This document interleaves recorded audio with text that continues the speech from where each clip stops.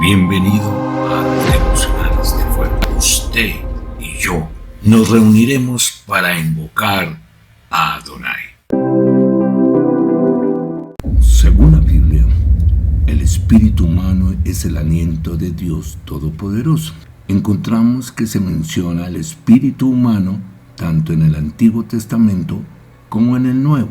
Aquí vamos a ver si el ser humano nace con espíritu o solamente con el alma. Nos entraremos a escudriñar la palabra de Dios para que nos muestre, nos reconfirme cómo fuimos creados. Por ejemplo, en 2 de Timoteo 4:22 dice: el Señor esté con tu espíritu. En este versículo, esté con es para el presente, ¿saben? Esto significa que el Señor esté con nuestro espíritu es algo que podemos experimentar ahora mismo. Esto también indica que para poder conocerle y disfrutarle, verdaderamente es necesario que conozcamos nuestro espíritu. Así vamos a entender cuál es nuestra lucha, nuestra vieja naturaleza enfrentada a nuestra nueva naturaleza como redimidos. Desde el principio de la Biblia podemos ver que Dios nos creó con este espíritu humano. Génesis 2:7 dice: Jehová Dios formó al hombre del polvo de la tierra y sopló en su nariz aliento de vida, y llegó a ser el hombre alma viviente. Este versículo se ha malinterpretado o se ha entendido mal. Porque ¿qué es lo que realmente el Señor nos dice en este versículo? ¿Realmente está bien traducido? Entremos a mirar. El espíritu humano es un ser vivo o una entidad interna, como lo queramos ver, que permite al ser humano tener contacto con Dios, recibirlo, contenerlo y asimilarlo en todo su ser. Es el ser primario del ser humano. La Biblia dice que el espíritu humano es el aliento de Dios Todopoderoso y que Dios sopló aliento de vida en la nariz del varón al principio de la creación. Entonces Jehová, Dios, formó al varón del polvo de la tierra y sopló en su nariz aliento de vida. Y fue el varón un ser viviente. En Génesis 2:7. Pero miremos aquí detenidamente las palabras espíritu y aliento. Son traducciones de la palabra hebrea neshama y de la palabra griega pneuma. Aquí es donde debemos tener cuidado en estas traducciones, porque en algunos se dice ruach, que es espíritu, que significa viento. Es el espíritu que da al hombre el poder del hablar, capacidad de expresión verbal. En cambio, la neshama es la esencia espiritual que el hombre posee, que es la base para que sea clasificado como un ser intelectual. Pero si nosotros decimos nefash, literalmente es alma, pero también esta palabra la utilizan, ¿sí?, para darle significado a una estructura funeraria, un monumento. Lo cierto es que el sentido común de esta palabra, las palabras significan viento fuerte, ráfaga o inspiración, como la podamos entender o interpretar. Neshama es la fuente de vida que vitaliza la humanidad, y nos lo dice en Job 33:4. Cada ser humano tiene un espíritu y es distinto del Espíritu Santo. Hoy en día tenemos que hacer esa claridad. Por lo tanto, el hombre es capaz de pensar, sentir, afectos, diseñar, crear y disfrutar. También tener humor y elegir. Y es por el espíritu humano que tenemos libre albedrío. Obviamente necesitamos manifestarlo a través de nuestra alma, que por cierto, ninguna otra criatura en la tierra posee estas características, es decir, los animales. El apóstol Pablo dijo: porque ¿quién de los hombres sabe las cosas del hombre, sino el espíritu del hombre que está en él? 1 Corintios 2:11. Y podemos mirar en otros versículos. Por ejemplo, después de la muerte, el espíritu vuelve a Dios que lo dio. Eso lo encontramos en Eclesiastés 12:7. También podríamos ver otros versículos como Job 34, 14-15, Salmo 104, 29, 30. Bueno, pero el alma, se preguntarán ustedes. Lo cierto es que si no es redimida, se perderá. Si el espíritu humano es un ser, quiere decir que es la presencia permanente que todo lo incluye y envuelve. En cuanto ser es la unidad, no es posible establecer ninguna distinción, división o parte diferente de él. Eso es el ser. Y todo es ser. Todo es algo que es. Sencillamente porque el no ser no es. Un poco complicado, ¿no? Pero es que hay cosas que todavía no podemos entenderlas con esta mente finita. Ahí es donde entendemos que fuimos creados a imagen y semejanza. ¿De quién? De Jehová, el Dios eterno. Significa que los seres humanos fuimos creados para reflejar ¿a quién? A Dios. Es decir, que compartimos ciertas características con nuestro Creador, Jehová, el yo soy, el que soy. Y entre esas, pues ser espiritual. Así es sencillo. Y lo podemos ver en el capítulo 1, porque ya en el capítulo 2 se nos es dado es el cuerpo, y hay un orden también para eso. ¿Saben?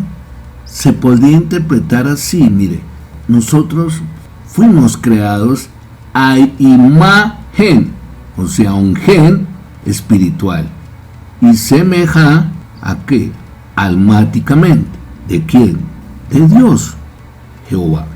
Porque Dios le proveyó de una naturaleza dotada de unas cualidades adecuadas espirituales para que se le asemeje en el dominio de la creación.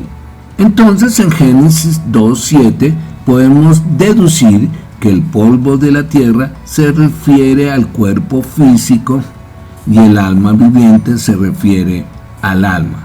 Hay que distinguirlas del espíritu, aunque es un todo con el alma, la cual es la parte psicológica de una persona, su mente, parte emotiva y voluntad. Pero, ¿qué es el aliento de vida? El aliento de vida se refiere a la tercera parte del hombre, el espíritu humano. Esto se nos confirma en Proverbios 20:27, donde dice: lámpara de Jehová es el espíritu del hombre. Oiga, la misma palabra hebrea usada para espíritu, neshama, en este versículo, y que esta palabra se traduce aliento en Génesis 2:7.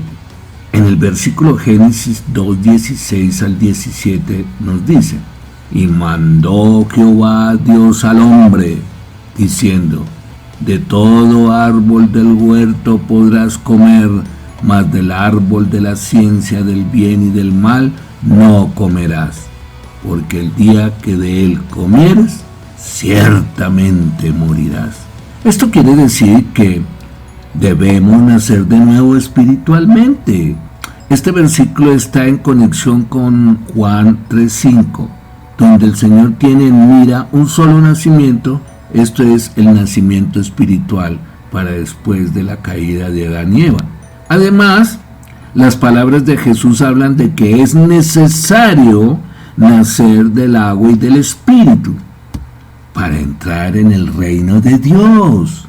Se fijan, hermanos, que se nos va aclarando el concepto de espíritu, alma y cuerpo. Maravilloso es la creación de Dios, pero también compleja porque no tenemos esa capacidad de entenderla, desafortunadamente, por el pecado se nos deterioró o se dañó nuestra mente que viene en el alma. Ante esta situación, muchos se preguntan, ¿el inconverso está muerto su espíritu? Es decir, ¿no tiene espíritu? Para algunos, ese es su razonamiento. Miremos Ezequiel 3:18 para ver la respuesta que nos da Dios. Y dice así: el impío morirá por su iniquidad. Es decir, que el espíritu humano fue dañado en la caída, como lo habíamos ya comentado. Cuando Adán pecó, su capacidad de tener comunión con Dios se rompió. No murió ese día físicamente, pero espiritualmente se separó de Dios Jehová. Y muerte es separación. Y esa muerte o esa separación causa muerte eterna. ¿Cómo así? Sí, porque en 1 Juan 2:25 hay un versículo que nos dice nuestro amado Jesús, y esta es la promesa que Él nos hizo, la vida eterna. ¿Quién habla ahí? Juan. Jesús nos promete una vida eterna, pero en Él. El inconverso se muestra que su espíritu es separado o muerto, sí. Mire, si entendemos esto, podemos ya identificar realmente cuál es nuestra gran batalla, nuestra gran lucha. Continuemos. Mire que el inconverso se muestra que su espíritu es separado o muerto, con los siguientes síntomas. Cuando tiene dolor espiritual, lo que se llama un vacío, o cuando tiene algunas preguntas o está molesto con su sistema de valores y creencias. ¿No se han dado cuenta que se molestan y hasta se ponen airados? Esto ocurre cuando una persona no es capaz de encontrar fuentes de significado y que han probado filosofías, religiones o ideologías. Por lo tanto, viven sin esperanza, sin amor, sin paz, sin consuelo, sin fortaleza o conexión en la vida eterna, hermano. Ciertamente, la frase morirás podría traducirse literalmente como muriendo lentamente. Esto significa un estado continuo de muerte que comenzó con la muerte espiritual y que continúa a lo largo de la vida como una degradación gradual del cuerpo cuando estamos envejeciendo o que nos llega una enfermedad que es ya terminal y que culmina con la muerte de ese cuerpo en lo físico. La muerte espiritual inmediata dio lugar a la separación de Adán de Dios. Eso no se puede desconocer. Es una gran verdad. Su acto de esconderse de Dios, por ejemplo, que está en Génesis 3:8, demuestra esta separación. Desafortunadamente, esta muerte espiritual y eventualmente física no se limitó a Adán y Eva, como todos lo sabemos. Y Pablo lo aclara o lo reafirma en Romanos 5:12, diciéndonos que el pecado y la muerte entraron en el mundo y se extendieron a todos los hombres a través del pecado de Adán. Mientras estábamos en esa condición espiritualmente muerta, Dios nos salvó. ¡Aleluya! Hosana, Yeshua, Mashiach. Y eso lo contemplamos en el versículo 5, pero también los invito a ver Romanos 5:8 o Colosenses 2:13, que reitera esta verdad y que dice así: y a vosotros, estando muertos en pecados, os dio vida juntamente con Él, perdonados todos nuestros pecados. Aleluya, qué hermoso es esto, hermanos. Qué misericordia, qué gracia. Ruego a Dios que lo valoremos, que lo tengamos presente, lo que este Dios eterno, hermoso, Jehová, ha hecho por nosotros. Mire, Pablo enseña en Romanos 8 que nuestra mente natural no puede someterse a Dios, ni complacerlo. Versículos 7 y 8. Entre otras cosas, ahí lo vemos. En nuestro estado caído somos incapaces de comprender incluso las cosas de Dios más sencillas. Eso está en 1 Corintios 2:14. Entonces, formulémonos otra pregunta, ¿saben? ¿Cuál es la obra de Dios por la que Él nos hace vivir de la muerte espiritual? Eso se llama regeneración, hermanos. Y esta se realiza solamente por el Espíritu Santo. Lo obtenemos a través de la muerte y resurrección de nuestro amado Jesucristo. Cuando somos regenerados, somos vivificados juntamente con Cristo. Eso lo encontramos en Efesios 2:5. Y renovados por el Espíritu Santo. Lo encontramos en Tito 3:5. Es nacer por segunda vez, pero de una forma diferente, una forma que nos lleva a la vida y a tener paz, gozo, contentamiento y resistir el pecado, hermano, que nos acecha. Por eso es que nuestro amado Jesús le enseñó a Nicodemo en Juan 3:7 la fórmula. Lo cierto, hermanos, es que habiendo sido vivificados por Dios, nunca moriremos, tenemos la vida eterna. Oh, qué maravilloso es esto. Nuestro amado Jesús dijo a menudo que creer en Él es tener la vida eterna. Algunos miran, ¿dónde está? Pues está plasmado en Juan 3:16 al 36 y de 17, versículo 3. Nacer de nuevo o ser regenerado simplemente significa que nacemos de Dios con la vida ¿de quién? De Dios. Aleluya. Desde entonces el espíritu humano ha soportado los efectos de la caída. Hoy esta lucha tremenda. Y nuestra lucha se manifiesta en Deuteronomio 30:19, que nos dice: al cielo y a la tierra pongo hoy como testigos contra ustedes de que he puesto ante ustedes la vida y la muerte, la bendición y la maldición. Escojan pues la vida para que vivas tú y tu descendencia. ¿Alguna palabra sobre esto, hermano? Y esto está vigente, porque algunos dirán, no, pero es que la ley, no, señor. Hay palabra de Dios en el Antiguo Testamento que está vigente porque no es solamente para el pueblo de Israel, hermano, sino para todo ser humano. Antes de que fuéramos salvos, sencillamente estábamos separados, muertos. Eso está en Efesios 2, del 1 al 5, Colosenses 2:13. Pero el redimido Hijo de Dios como usted y yo estamos enfrentando una guerra y eso no se puede obviar ni desconocer. Miremos lo que nos dice en 1 Tesalonicenses 5:23, que nos aclara que el hombre es una triniunidad. Y el mismo Dios de paz os santifique por completo y todo vuestro ser. ¿Recuerda que hablamos de ser? Espíritu, alma y cuerpo, todo sea guardado irreprensible para la venida de nuestro Señor Jesucristo. Hermano, analícese, hágase un autojuicio. ¿Cómo está usted en este momento? ¿Está preparado por si Jesús viene por su iglesia? ¿Usted se iría con Él? ¿Sería arrebatado?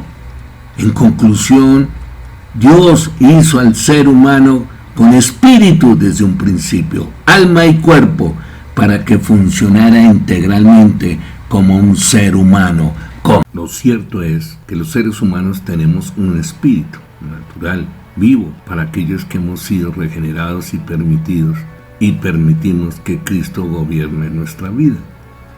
Y como redimidos, hijos de Dios, debemos todo nuestro ser sea guardado irreprensible para la venida de nuestro Señor Jesucristo. Ser es la unidad, habíamos hablado. Nuestra alma redimida y vivificado nuestro espíritu por el Espíritu Santo. Bueno, hay que ver que en primer lugar debo aclarar que es importante recordar que ningún pasaje en las Escrituras, interpretado de acuerdo con su contexto, está en contradicción con el resto de las Escrituras, de manera que no utilizamos este versículo para interpretar el resto del Nuevo Testamento, ni tampoco pasar a ser dogmáticos, sino que la enseñanza de la palabra de Dios nos ayuda a comprender lo que el Espíritu Santo nos está instruyendo, pues Dios no es Dios de confusión, sino de paz. 1 Corintios 14:33. Pensemos en que somos diferentes a los animales, como lo llama la ciencia, los animales irracionales. Ellos tienen alma, pero no tienen espíritu. Nosotros sí tenemos espíritu, aunque no seamos redimidos. Es un espíritu natural y hay que dejarlo muy en claro para lo que voy a explicar de esta guerra que tenemos con nuestra propia carne. Mi gran lucha lo he llamado. Al discernir en el espíritu, en mi espíritu, hago la aclaración que en Juan 3:6 Jesús nos explica por medio de esta palabra a Nicodemo, como lo dijo él mismo, siendo un erudito de la ley. Y mire que es una pregunta que todos de alguna manera no la hacemos. Lo que es nacido de la carne, carne es, y lo que es nacido del Espíritu Santo, espíritu es. No podemos seguir viéndolo como un nacimiento en un vientre de una mujer, sino es el nacimiento espiritual que nos lo da el Espíritu Santo, así como trajo a nuestro amado Jesús y lo encarnó en un cuerpo, en el vientre de la Virgen María. Por eso es que cuando el ser humano no está en comunión con Dios, automáticamente está separado de Dios, es decir, se interpreta como muerto. Pero su espíritu natural está conectado en el mundo de los espíritus caídos. En el Antiguo Testamento hay citas donde se habla de personas que fueron poseídas por esos espíritus, y en el Nuevo Testamento también hay varios testimonios donde nuestro amado Jesús expulsó demonios de las personas, o sea, espíritus caídos. Y si ustedes se acuerdan de la parábola que nos dijo nuestro Señor Jesucristo, que si una persona limpia su interior y no lo llena con la presencia del Espíritu Santo, viene después esos espíritus, o viene ese espíritu con otros espíritus, y dice la palabra que con 7, pero 7 puede ser mucho, para volver a tomar esa casa. Entonces ahí es donde nos damos cuenta que el hombre no es como un animal. El hombre tiene un espíritu, pero ¿cómo está ese espíritu? Muerto para la presencia de Dios, para conocer a Dios y para la salvación. Pero para afirmar que el hombre posee un espíritu, alma y cuerpo, nos muestra Hebreos 4:12, que dice claramente que la palabra de Dios penetra hasta la división del alma y del espíritu. Aquí hay una diferencia. Apocalipsis 6:9 y Hebreos 12:33 nos lo deja bien claro, distinguiendo las dos dimensiones del alma y del espíritu y sus funciones. En Apocalipsis 6:9 se emplea el vocablo alma en relación con los que mueren sobre la tierra por la causa del Evangelio ante los hombres.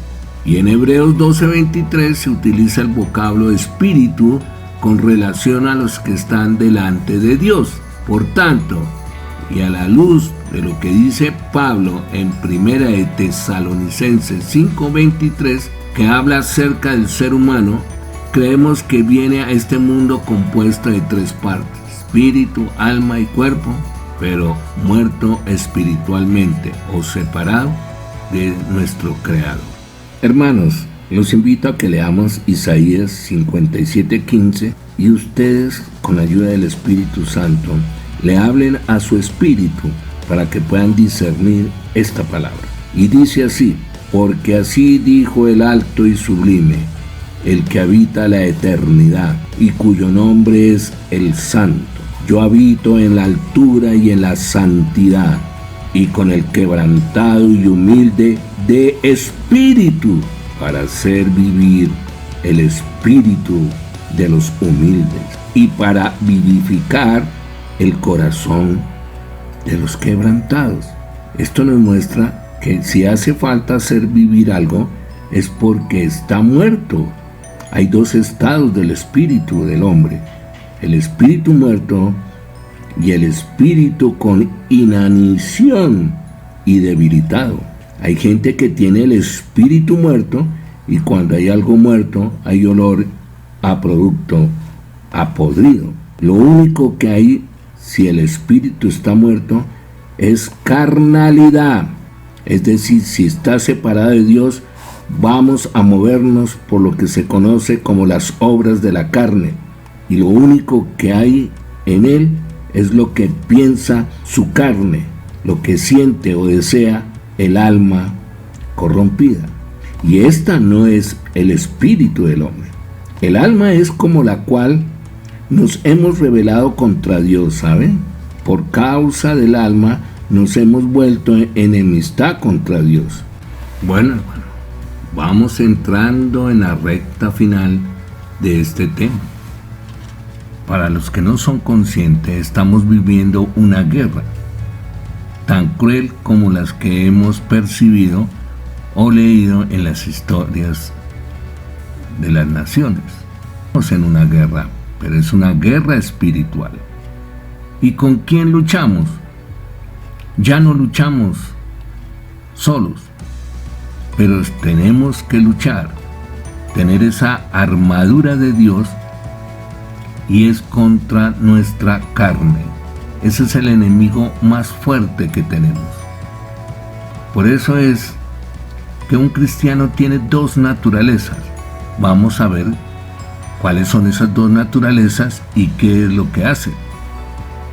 La Biblia dice que la vieja naturaleza es una naturaleza pecaminosa y corrupta. Estamos de acuerdo con los autores de la llamada vida profunda, que definen al viejo hombre como el espíritu humano, no regenerado. ¿Se dan cuenta? No regenerado. Lo que es una persona que está en Adán, según es identificada por su condición espiritual, que es muerte y depravación. Según la Biblia, la vieja naturaleza es sepultada con Jesús en el bautismo y es crucificada con él. La Biblia también dice que la nueva naturaleza necesita renovarse continuamente. Aunque al recibir a Cristo, recibimos una nueva naturaleza. ¿Y sabe dónde está esa nueva naturaleza? En nuestro espíritu.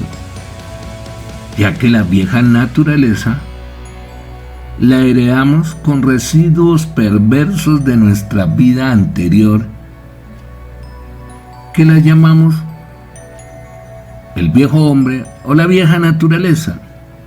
Este legado del pasado se queda merodeando y poniendo obstáculos a una vida centrada en Cristo.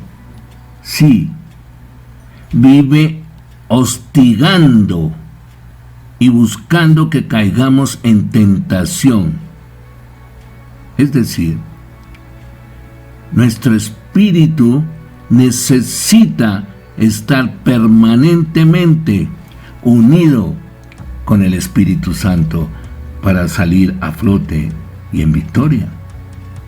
¿A usted no le ha pasado que ha tenido dificultades en su vida siendo cristiano? Que caemos a veces en el pecado. Mire, cuando nacemos de nuevo, no somos milagrosamente transportados al interior de una burbuja de cristal, libre de problemas.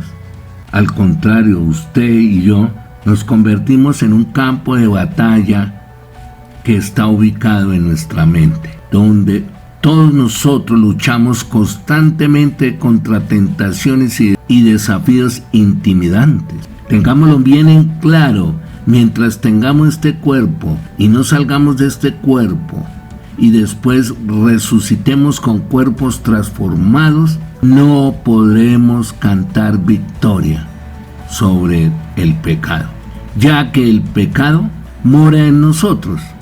Lo que tenemos es la gracia divina que nuestro amado Jesús nos dio para librar estas batallas. En Él, no con nuestras fuerzas. Ahí está también uno de los problemas que tenemos, que no contamos con esa fe en que Jesús está en nosotros y que necesitamos de Él para librar estas batallas, ya que tenemos esa vieja naturaleza. Mire, lo que uno encuentra es que surge con esto una cuestión de semántica. Por ejemplo, muchos prefieren naturaleza de pecado, otros prefieren naturaleza pecaminosa y aún otros prefieren la ambigua carne. Independiente de los nombres específicos y utilizados para las partes en conflicto, lo que es relevante es que una constante batalla ruge dentro de nosotros, los que somos redimidos y llamados cristianos. Hay un segundo problema, ¿sabe? Que es la definición real de naturaleza. Como se define esta palabra importante, determina cómo uno ve la distinción entre el hombre viejo y el hombre nuevo, ¿saben? Y sus correspondientes obra en la vida de todo creyente cristiano. Es una forma de ver la naturaleza, es entenderla como una capacidad dentro de un creyente. Así, el viejo hombre se interpreta como la antigua forma de vida que teníamos cuando éramos inconversos. Vivíamos para la concupiscencia y éramos esclavos de la misma. En ese sentido, el cristiano tiene dos capacidades que compiten dentro de él o dentro de mí. La antigua capacidad para pecar y la nueva capacidad para resistir el pecado. El inconverso no tiene esa competencia en su interior, porque no tiene el Espíritu Santo y por lo tanto no tiene su espíritu vivificado. Por lo tanto, él no tiene la capacidad para la santidad porque él solo tiene la naturaleza del pecado, o sea, está sometido a las obras de la carne y el espíritu está muerto, separado de Dios. Eso no quiere decir que no pueda hacer buenas obras. Hemos visto muchos hacer buenas obras, pero su motivación para estas obras siempre está manchada por su pecado. Además, él no puede resistir el pecado porque no tiene la capacidad para no pecar. Déjenme decirles que el creyente, en cambio, usted y yo tenemos la capacidad para la santidad, porque el Espíritu de Dios vive dentro de nosotros. Somos templo del Espíritu Santo, hermanos.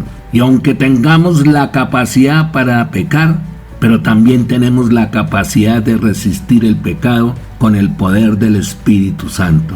Y lo que es más importante, el deseo de resistir, dominio propio, potencializado, si se puede decir así, y vivir piadosamente. Veamos Efesios 4, 22, 24.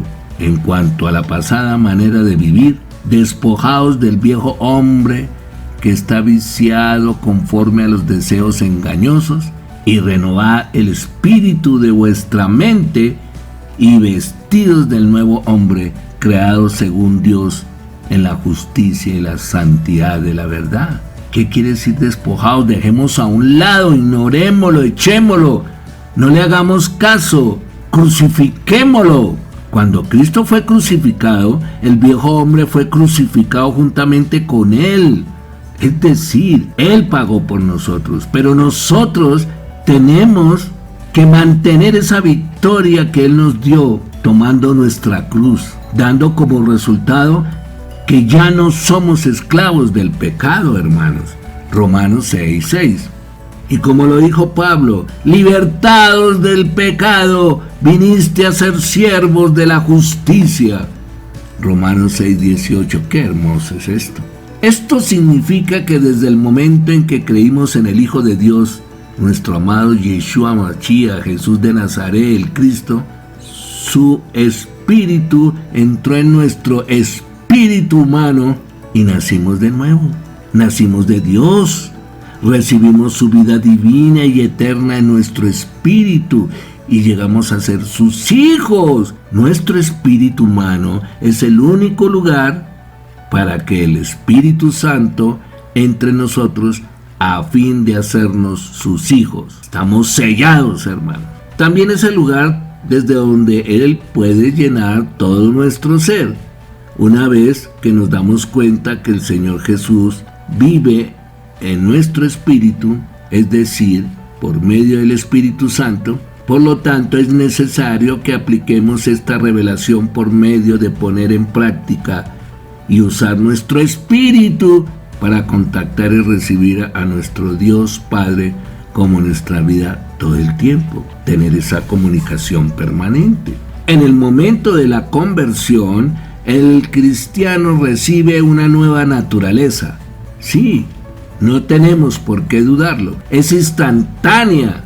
Además, déjeme decirle que estamos bautizados por el Espíritu Santo, ungidos desde ese momento. Pero ¿qué pasa cuando dejamos que la carne, que la vieja naturaleza, lo opaque, no lo deje trabajar? Cosas terribles podemos hacer también. Déjenme decirles que la santificación, por otro lado, es el proceso por el cual Dios desarrolla nuestra nueva naturaleza, lo que nos permite crecer en santidad con el tiempo. Esto es un proceso continuo con muchas victorias y derrotas en la medida que la nueva naturaleza batalla con el tabernáculo en el que se resiste el viejo hombre, la vieja naturaleza, la carne. Sí, en ese tabernáculo que se empotra y que algún día vamos a ser libres cuando salgamos de este cuerpo. En Romanos 7, Pablo explica la batalla que ruge continuamente, incluso en las personas más maduras espiritualmente. No seamos ilusos, hay que estar velando y llorando. Mire lo que él dijo y lamentó, que él hace lo que él no quiere hacer y de hecho hace el mal que aborrecen. Él dice que esto es el resultado del pecado que vive en él. Romanos 7:20. Y mire, qué complejo. Él dice que se deleitaba en la ley de Dios, según su hombre interior. Pero él ve otra ley obrando en sus miembros, que se revela contra la ley de su mente. Ahí está el problema de la mente, ahí la guerra, la lucha, como dos luchadores que están peleando por un fajín, por un cinturón. Y si perdemos con nuestra carne, pues déjeme decirle que nos tendrá cautivos a la ley del pecado que está en nosotros mismos. Aquí está el ejemplo clásico de las dos entidades, independientemente de las condiciones que pueda acarrear. El punto es que la batalla es real y es una que usted y yo debemos de librar a lo largo de nuestra existencia en esta tierra. Esta es la razón por la que los creyentes somos alentados a hacer morir las obras del cuerpo, o sea, la carne. Romanos 8:13, hacer morir aquello que hace que un cristiano peque. Colosenses 3:5, y a dejar de lado otros pecados tales como la ira, enojo, malicia, maldecir, venganza. Colosenses 3:8. Todo esto para decir que nosotros los creyentes tenemos dos naturalezas, la vieja y la nueva. Pero la nueva naturaleza necesita renovarse continuamente, como dice Colosenses 3:10, lavarnos y purificarnos con la palabra y mejorar nuestra comunión con el Espíritu Santo, volvernos cada día más dependiente de Él. Esta renovación, por supuesto, es un proceso de por vida para nosotros los creyentes mientras estemos aquí en la tierra. Aunque la lucha contra el pecado es constante, ya no estamos bajo el control del pecado. Escúchenme bien, hermanos, y mediten Romanos 6:6. El creyente es verdaderamente una nueva criatura en Cristo. 2 Corintios 5:17. Y es Cristo quien finalmente nos rescata de ese cuerpo de muerte. Oh, démosle gracias a Dios por nuestro Señor Jesucristo de haber venido. Es nuestro Señor, como dice Romanos 7, 24, 25. Que estemos envueltos en su amor, porque de tal manera Dios amó al mundo. Y nosotros, al recibirlo, tenemos que ir reformándonos, transformándonos. Y ese amor hay que perfeccionarlo día a día, que nos ayuda a mantenernos en una madurez espiritual. ¿Y cómo se manifiesta? En la obediencia, cueste lo que nos cueste. Y la presencia de esta obediencia y amor nos da la seguridad de que estamos con Jesús, nuestro Salvador. Llenémonos del Espíritu Santo para que mejoremos nuestra relación con nuestro Señor Jesucristo, sea revitalizada nuestro espíritu y nos renueva día a día, como dice 2 Corintios 4:16. Para concluir, hermanos, la Biblia dice en Romanos 6:4-23, dice que la vieja naturaleza es sepultada con Jesús en el bautismo. Romanos 6:22, que la vieja naturaleza es crucificada con Jesús para que el cuerpo pecaminoso pierda su poder. Quitémosle el poder a nuestra carne, hermano, a nuestras bajas pasiones, hermano. En Efesios 4:22-32 nos dice que las personas deben deshacerse de su vieja naturaleza pecaminosa y de su antigua manera de vivir. Despojémosla, quitémosla, expulsémosla, arrojémosla, repudiémosla. ¿Y cómo lo hacemos, hermano? Por medio del Espíritu Santo. Ese cambio, dejar que el Espíritu Santo haga su obra y renueve nuestros pensamientos y actitudes. Lo cierto es que los redimidos, como usted y yo, en Cristo, tenemos dos naturalezas, la vieja y la nueva. La nueva naturaleza necesita renovarse continuamente. Escúcheme bien y lo reitero, renovarnos continuamente. Y esta renovación es un proceso de por vida mientras estemos aquí en este mundo con este cuerpo. Acompáñenme en esta oración, hermano. Padre amado, Abba Padre, decidimos ser fuertes en el Señor y en la fuerza de su poder. No ponemos nuestra confianza en la carne, en esas obras, porque las armas de guerra no son carnales, sino divinamente poderosas para la destrucción de las fortalezas. Señor, límpianos de toda fortaleza, transfórmanos, regenéranos, que menguemos y tú crezcas con tu Santo Espíritu en cada uno de nosotros. Por lo tanto, desde ahora en adelante tenemos la armadura de Dios dispuesta a combatir. Decidimos estar firmes en nuestra fe y resistir el maligno. En el nombre de mi Señor Jesucristo te hemos orado. Amén. Que Dios los bendiga.